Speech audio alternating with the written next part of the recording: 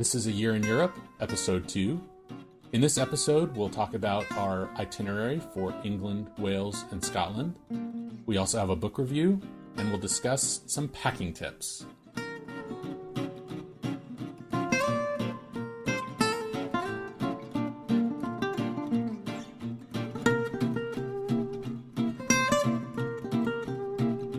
Hello and welcome to Episode 2 of A Year in Europe. This is Scott. And this is Sheryl. How you doing? Good. How are you? Fantastic. Excellent. We received a lot of emails and feedback from our last show. Yeah, that's cool. You don't really, sitting in a little room and putting this all together, and you don't really realize that, hey, maybe somebody did listen, and that's really cool. Yeah, it's very cool. So we really appreciate all of the suggestions that you've been giving us, and we received a lot of feedback on what we should see and do in the UK. So why don't we kick it off by starting to talk a little bit about our UK itinerary. We're going to be leaving in the middle of the summer this year from San Francisco, and we'll be flying into London, where we've been before, which was our first kind of major trip about 5 years ago. So of all the places, as we know as a couple, London, we are just that taste familiar with the couple weeks that we were there. But it's a wonderful city, and we were really surprised about how much we missed. Yeah. Which sounds kind of ignorant, I guess, because it's a world-class city. But there are a lot of spots that we're hoping to get back to and look at. Yeah. And I think that maybe I could be so bold as to say that trip kind of started the spark for our wanderlust, I would say. I really enjoyed our trip, and I was very sad to leave the UK. I remember that. Probably for a year after, I was pining to get back. So yeah, you're a big Anglophile. Mm-hmm. As are you, so don't... No, totally. But I think all things English... rule? Pretty much in your estimation. So I think that's fair to say, yeah. England is cool. I like it. We've found, I think, a little B&B to stay at that is kind of a family-run hotel that I don't think is on the posh side, but it is somewhat affordable for London, which is very expensive. Basically, we're looking for a place to crash when we're in London. Yeah, London is so expensive. Yeah. I mean, as Americans know, it's basically double the dollar at this point. Yeah. So it's really been a challenge to find a place that we feel safe. It's a big part of it, where it's centrally located. Mm-hmm. But we're really starting on a very expensive spot, like probably the most expensive spot in all of Europe, I think, in general. I think Scandinavia will rival it, but this is the first leg of this long trip that we're going to be on, and we're really looking forward to it. I think our energy is going to be up, relatively speaking. We're going to be, I think, more in tourist mode in London. We've got like a laundry list of places that we want to see that we missed last time. I think that's true. I think that it actually will be... And as we progress, we're going to start to slow our pace down a lot. It sounds like the way that we have it and the time frame will be very reminiscent of our first trip, exactly. Really. Yep. Because there's a ton of sites that we really want to get in.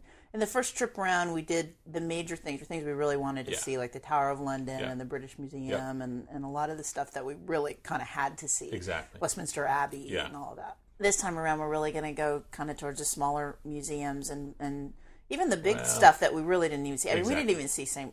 Paul's Cathedral last time. We drove by it on the bus, but we didn't go in. Exactly. Yeah, so St. Paul's is we definitely want to go. And, the Millennium Bridge is between St. Paul's and the Tate Modern. Right. We want to go to the Tate Modern, which we missed last time. Right.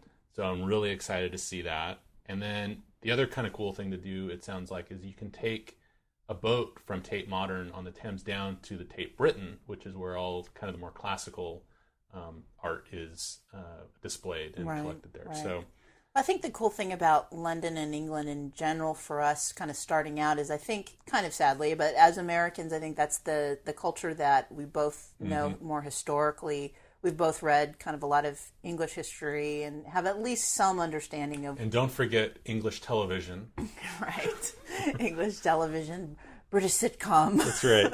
Very well educated with Monty Pythonism. So, I mean, we have some affinity and understanding of the culture. I think when we get into other parts of Europe that we're a little bit more ignorant about, it'll be really interesting to see if we really start to feel right, exactly. If we really start to feel our foreignness more. Yeah. I mean, I'm sure that'll be the case, but Hampton Court. Hampton Court. Yeah, I was really sad we didn't get to see that the last time. But, and this is should be our philosophy this time around too, is that you're always supposed to be like, you know what, we'll be back. Exactly. At some point in my life, I will be back. I can't, regret. If I'm dead tired or I don't have the time, let's enjoy what we can now and just, sometime we'll be back. Exactly. And we're back. And we're back. Natural History Museum. Going to see what Chucky Darwin left for us there. There you go. Sounds like there's a cool kind of whole wing dedicated to Charles. Kew Gardens. Yeah. I mean, I'm not a big, huge garden person, but this is definitely a landmark. Mm-hmm. The Design Museum is a place that I really want to go. Now, what's that about again? Design. Design in a museum setting. Right. Excellent. I can't wait. It's going to be cool. It looks great. And I think, we need to kick off our Shakespeare infusion with a visit to the Globe, which we didn't see last time. And I'm sure we're going to get plenty of Shakespeare. Yes. But I think we should kick it off right there from the beginning. Yeah. I mean, I think it'll be interesting, too. I mean, I know we're trying to be cognizant of cost and everything, but to see a show would be cool. Yeah. Not necessarily Cats or Starlight Starlight Express? I don't know that I really need to do that, but to see maybe something would be good. Yeah. And then the other thing that we're going to do when we're in London is, we're going to be in London for 10 days. So already we've planned things for about 20 days. So I'm not sure how that's going to work. But anyway, we're going to really knowing our energy level will be like exactly highly truncated from the list we have. Right. But let's just see. So we're going to take a couple of day trips, though, from London. I think the first one we want to take is to Brighton, which is kind of a Coney Island, but kind of Victorian, esque. A lot of history there, right, and it's supposed to be beautiful, too. Right. And then another area that looks really cool is Rye, which is apparently one of the better kind of preserved medieval towns. It sounds very similar to York, which we'll talk about later. And so it kind of sounds like it's a York type experience with it's a walled city that's been preserved. And yeah, for people who, and myself, but especially for you, that's kind of a very big interest of yourself is the medieval period, and you're really jazzed about seeing those sites. So that should be really cool. Yeah, so I'm really looking forward to that. Well, and then after hitting London, we're going to head west, and we're going to go to Bath, not Bath, Bath. This was on our itinerary the first time we went. We really wanted to try and do this. We ended up not going, and it's always been a little bit of a disappointment for us. And I've heard actually mixed things about Bath. I mean, some people think it's overrated and too commercialized and all of that, but I think it's just really cool. Combination of the Roman influence as well as the Georgian architecture and of course, being a woman and a gal, I very much am a Jane Austen fan and have really grown up reading her books and reveling in her rediscovery in the last 10 years or so, the different media productions about her works and things. So that should be with cool. that in mind, will you be visiting the Jane Austen Center while in Bath? I would brace yourself that we will most likely be going there to visit. I was worried that we were going to miss that. So. I know. Well, let me put your mind at ease. Okay, that will most likely be on the list. The other, I think we're, of course, going to see the remains of the Roman baths while we're in Bath. Yes. And apparently there's a really cool abbey in Bath that we should see. And then also doing some day trips from Bath. Oh, Stonehenge. No one knew who they were or where they came from. Yeah, Stonehenge. Well, and then I guess the thing with Stonehenge though is that it's really been walled off quite a bit. Yeah, so apparently you it's fenced in. Right, your experience is much less up close and personal, though it is pretty much just a pile of rocks. Right. Well, and I guess that's kind of one of the contrasting things with another stone circle in the area, the Avebury Stone Circle, right, which we're going to go visit, where you can really get up close, mix and mingle with the stones, touch them, go up and walk all through them. Will we see any druids? That's what I want to know. No one can say. No one can say. I wonder. I have a feeling we will. will we recognize them as Druids? We need to be more culturally sensitive, That's though, true. and not quote Spinal Tap at them, most likely. I don't think they'd mind. And then another, thing that I'm interested in as well is not only medieval times, but ancient, prehistorical times, which is why I'm interested in the stone circles and any kind of archaeological sites like that. Yeah. So along in that vein is the Wiltshire white horses, which are drawn in the hills, or the turf is kind of etched away from the hills to reveal this white chalk underneath it, and they look like horses and other figures, and right. So that'll be really cool to check out. Definitely. So as we're going through the UK, we're traveling all via train, and then we're also going to rent a car. Yeah. Probably more in our next stop. Yeah. The Cotswolds? Yes, the Cotswolds. Just because I think there is more chance for exploring and maybe finding these little villages Exactly. in a not kind of off the beaten path kind of way, which will be exciting. But one of the cool things to do in the Cotswolds is to kind of hike through the villages too, because I think it's relatively speaking, it's a small area, and I know that there's like 100-mile hike or something that you can take through the entire region. But yes. So some of the villages that we know that we want to try to visit when we're in the Cotswolds are Stow on the Wold, Chipping Campden. We know are cool looking places that we'll visit. I was reading about a place that I think is actually in eastern Wales called Hay-on-Wye, which is kind of a book village, and it's just like got a huge amount of bookshops in it. And I think they have like an annual book festival there or something. So cool. I think that'd be really cool to check out. And then from this area too, we're going to be taking excursions up to Stratford-upon-Avon. One of the better, I guess, touristy castles is Warwick Castle. Yeah, I mean, it's interesting. I think these huge estates where it becomes no longer feasible for a single owner to really maintain because of cost and maintenance and all of that at least they're being preserved. I mean, I guess you can kind of poo-poo it that, gosh, it's like Disneyland or what, but I mean, at least it's being maintained and people can come in and appreciate it and all of that. And we've just heard really good things about Warwick Castle. I mean, again, the touristy side, sure, but at the same time, the castle itself is amazing, as well as the grounds and all of that. Right. So we're looking forward to seeing that. It's a destination and an event. There you go. And then Blenheim, I mean, that's, again, just landmarks of the area, I think. These are just well-known spots that you hear referred to everywhere as places that you really have to see. Though I found it interesting, we had an email from someone who recommended that we also check out, it's a place that we just really hadn't even thought of, Shropshire. I guess that's east kind of this area a bit. I think it's kind of between the Cotswolds and the Lake District. Right. And her recommendation being that it's kind of what the Cotswolds used to be before it was kind of discovered by the large tourist population. So that might be kind of a great swing trip to take a peek up in through there as well. These places are victims of their success, and you have to take that into account as well. But that's, again, part of the experience of trying to find, and the challenge, I guess, of trying to find unique experiences in these very well-discovered places. That's true. Next on our list is the Lake District. Right, heading north to the Lake District. A couple of spots there as well that I'm looking forward to seeing. We're going to be heading into Keswick, and I guess obviously the Lake District, very famous for lakes and and the surrounding wilderness around there and the beauty of what's up there. And again, kind of encouraging our literary slant of things, the Beatrix Potter area and her home, I guess, up there in the museum and all of that. But I think we have to be a little bit careful because, again, you can kind of fall into these prepackaged touristy things. Yeah.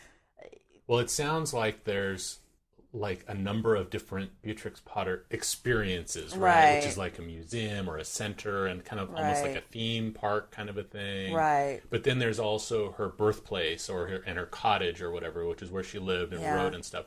That's supposed to be cool. I mean, it's more low key, not as commercialized. Right. Yeah. I mean, it's like the stuff that we were looking at Stratford-upon-Avon in that, you can spend a ton of money there and go to each individual place. Right. And I don't know if I really want to spend the time and money.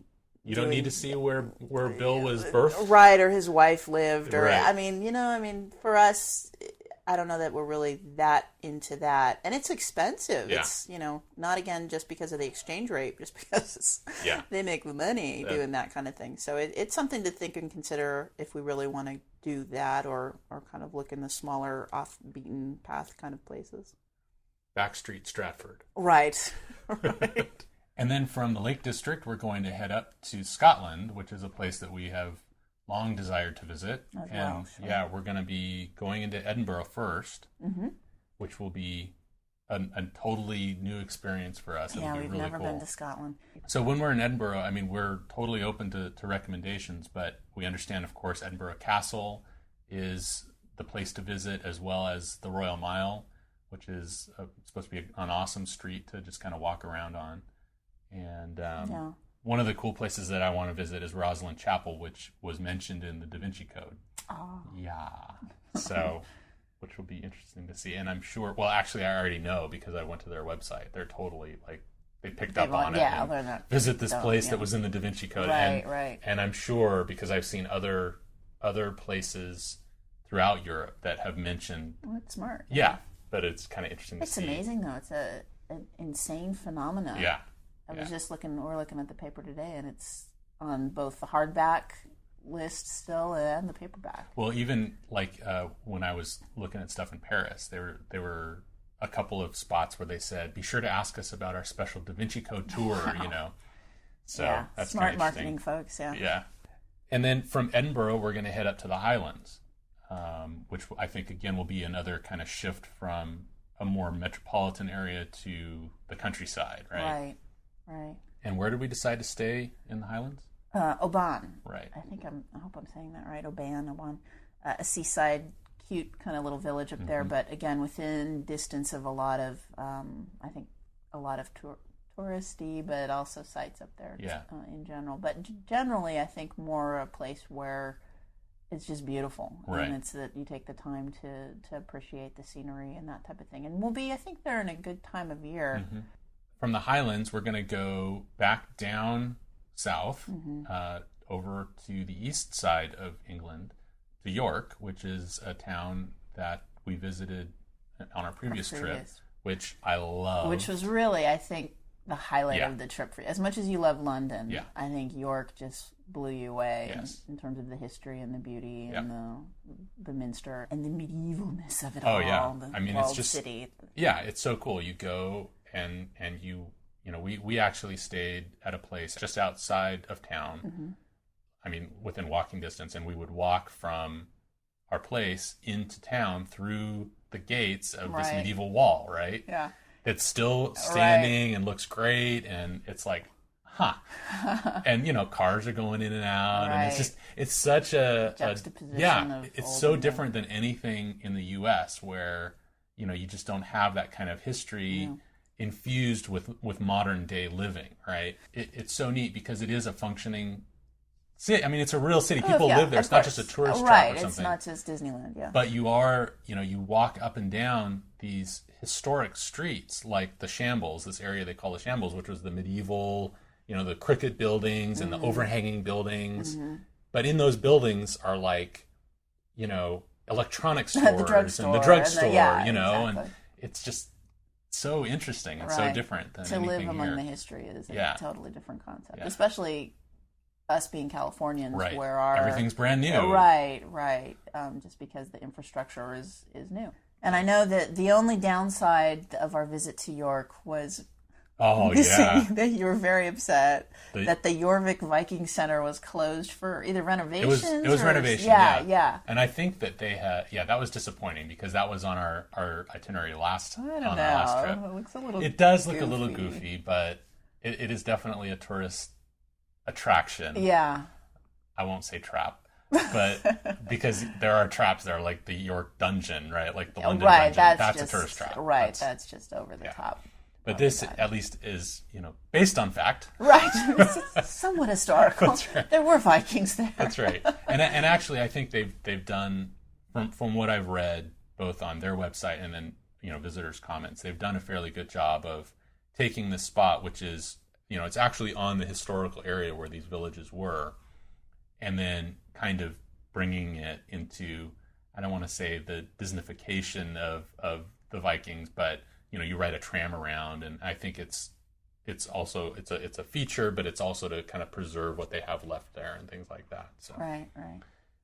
We want to visit York Minster again, which was really cool. We just loved that. And then we lucked out the last time we were there. They had a choir recital there, and just magical, really. Yeah. Beautiful. Largest Gothic cathedral in Northern Europe. Yes. Which was cool. Yeah. And then, we're just going to kind of soak it up for a few days. We're not going to spend that much time there. We've already been there, but it's also a good kind of waypoint for us between Scotland and heading back down south. It's not such a long trip down. Exactly.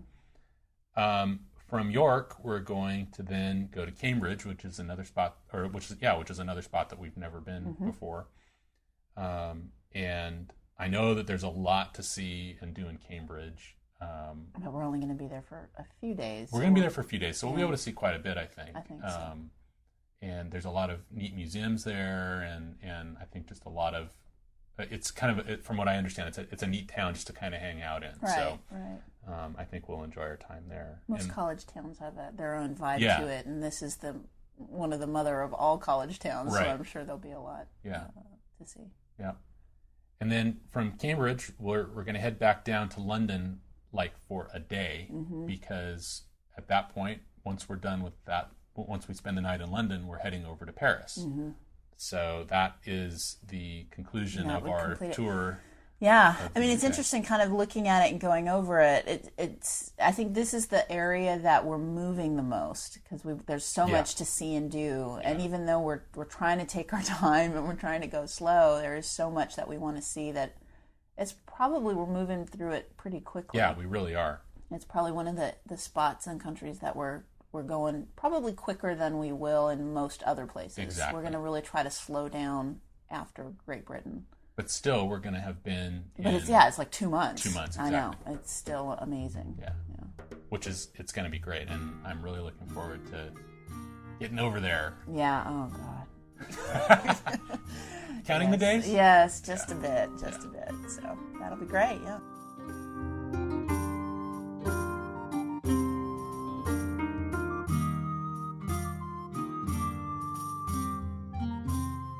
Next up, we want to turn to our bookshelf. We've been, as we mentioned, reading a lot of travel-related books. And Sheryl has a book that she has been reading that she wants to share with the rest of us. Yeah. So I got this book it was like a week or two after we really decided to do this. So it just seemed the perfect book to start and really get a sense for what we were doing. And it's called Without Reservations by Alice Steinbach. Subtitle is The Travels of an Independent Woman. And what the idea is that she is a very well-known journalist. I guess she writes, maybe for the Baltimore Sun, one of the papers back east, and had come to a point in her life where her 2 kids had graduated from college. She was a divorced lady and felt like it was time in her life maybe to explore and rediscover herself, I think, in a lot of ways. So her plan was to take, and I'm not sure, now that I think about it, exactly how much time she took, but to take an extended period of time off, months was my sense, and really by herself travel through Europe, really just hit some of the highlight spots that she has either visited in the past and wanted to revisit, or visit by herself as, again, an independent woman, and see what kind of things she could discover. So she started out in Paris, and she's a very gifted writer with a lot of insight into the cities that she visited, but also the thing I found that was that kind of touched me as she was writing was really how the journey changed herself and how she was really willing to have that process occur. And I think that really resonated with me. And some of the things she mentioned was that she really wanted to use this as a way to rediscover the spontaneity of life, how to have fun, how to live for the moment, how not to bog herself down with needless worry. I mean, gosh, things that all of us at some point in our lives find ourselves in a trap cycle of doing to ourselves. So it was great in that it touched, like I say, a lot of things that I think for myself I want to also accomplish and also discover about my own journey or whatever. The transitory nature of friendship when you travel was also something that struck me. Each place she goes to, and she goes to Paris and London and Italy and Rome and all these spots, was that even though she made connections that were in a lot of ways very fundamental and real, they lasted for days or weeks, and sometimes these friendships fell by the wayside, and she never either really connected with them again, or they were just simply gone from her life. Which, as you're reading a book, and I read a lot of books or a lot of novels and stuff, it was just kind of a strange thing, because as you read a regular book, you just want to, like, what happened, or where did that person go, or it's so interesting that these people that she meets. But that's the nature of these travel friendships, which I think was a little bit of a, not a shock, but just an acknowledgement that that's the nature of what happens when you do travel over an extended period of time. It's quite a different relationship that you form with folks. So in general, I found it a very interesting book with a lot of references to specific places, but really had a deeper core of this author finding herself and rediscovering things about herself that she really loved and was happy to find again. So I'd recommend it. I think it's something that makes you think about your own life in a lot of ways, and then also paints Europe in a way that is very appealing and gives you a sense of place, very, very much so. Very cool. Yeah. So Without Reservations, Alice Steinbach. We'll put a link up on our site at ayearineurope.com.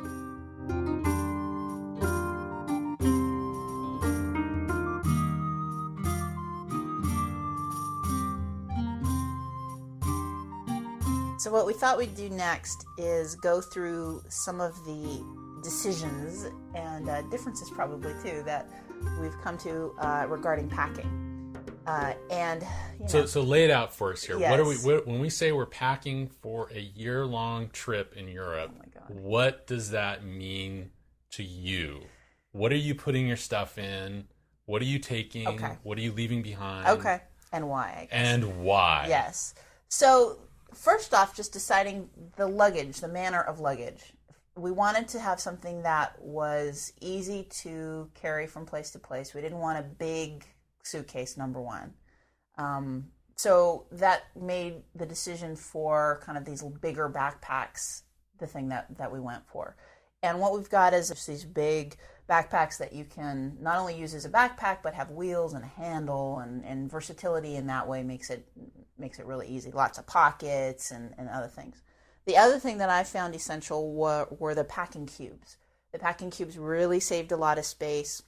So that's the basis. So then comes the decision of, here is your container, and this is it. I'm only taking one bag of clothes and essentials. Right. So we each have one bag for our stuff, and then we also have a day pack, that we can pack in our little odds and ends to carry with us throughout the day. But as you mentioned, the year of clothing and personal items and things really should be in the backpack. That should be it. Right. What I have done is, through many painful paring down processes, have tried to really whittle down what I think are the essentials that I need.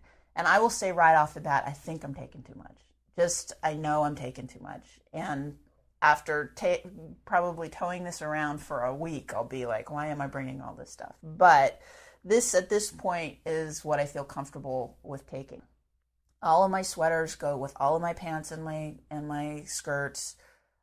Everything is thin so that I can layer if I'm cold. So a t-shirt that I can wear in the summer will serve as a base of a layer that I would wear under a sweater or two in the winter. Shoe-wise has been a challenge. I am a girl who likes her shoes. What? And it's been hard to really go, again, the essentials. It's near impossible to bring frivolous shoes. You just, for me anyway, it's just been, I don't have the space and it's just not practical. So I'm taking a couple of different very good walking shoes and a couple of different flats, and that's it. And I'm overindulging, I totally know. I'm bringing 4 pairs of shoes, and I think that's probably too many. But the other thing that I did read actually a lot of packing books, or not a lot, a few packing books on this, and I think the thing I came away with that was most helpful, aside from making sure everything matches with everything, was the idea to allow yourself some easy accessories that will make you feel not so dumpy when you're walking around some of these fashion centers. I mean, when we head into Paris, we'll be on the road for 2 months. And, I'll be with a whole backpack full of wrinkly, very utilitarian clothes. And just to not feel like a total sore thumb walking around the most glamorous city in the world, I am packing some scarves. Now, for you have a totally different issue. Right. So I'm only taking 2 pairs of shoes because why is that? Because they're size 13, and if I pack more than that, I'm wearing 1 pair and I'm packing the other. And that's it. And that takes up half the bag right there. So that's a sad story. Yeah, I know. And really, because you're 6'3", and all of your clothes are just generally a little bit bigger. Yeah. So you're taking less than I am. Is that fair to say? Or? Yeah, but I still think I'm taking too much. Plenty or too much. Yeah, I mean, exactly. I don't feel shortchanged about the clothes that I'm taking. Yeah, no, I think you've got a nice selection of again, a mix of, not dress, I wouldn't say dress, but at least, decent looking stuff that you don't necessarily... That you won't be embarrassed to have me walking right next exactly. To there. Yeah, okay. Yeah, no, you're looking pretty slick. And you do have the same idea of layering and thin sweaters. Right. Probably a little bit more on the practical side than on the fashion what do you mean sense by side. That? Well, I'm just saying. So we'll see. I mean, this is the lean, mean wardrobe that I've put on ice. We have a saying in the home now that if something is on ice, it is dead to us, and we're not allowed to wear it. That's right. That we don't get it worn and dirty and sick of it, since we're going to be wearing it. That's probably more like it, right? I'm going to see plenty of those cargo pants. Right. So why don't we let's put those on ice? Yeah, exactly. So we'll see how it works out. I think it'll be fine. I hope that I will not be so shallow that I am in any way affected by the paucity of my wardrobe. I think I would hope that I would be thinking of other things as we're traveling. I think you're right. I think it will become less and less important as we go along. Right. So. One would hope. That's it for this episode. Thanks for joining us. Next time, we hope to share with you our details on Paris and Western France. We also plan to do a tour of some local attraction here in the Bay Area, if the rain stops.